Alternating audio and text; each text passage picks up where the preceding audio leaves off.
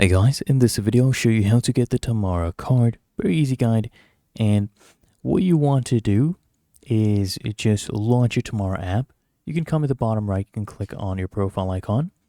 And then from here, you can click on purchasing power. You'll see your current purchasing power. And if you want to increase it, of course you can get the Tamara card as well. So you can click here, how can I increase my purchasing power? Okay. And you can see right here, discover Tamara Card.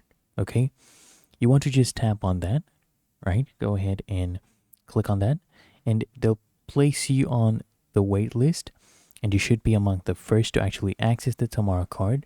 And once you get the card, okay, you'll be able to shop in store, you'll be able to shop more online, and you can pay on time or early as well. Okay, really that easy. And if you found this helpful, make sure you smash that like button and subscribe to App Mentor.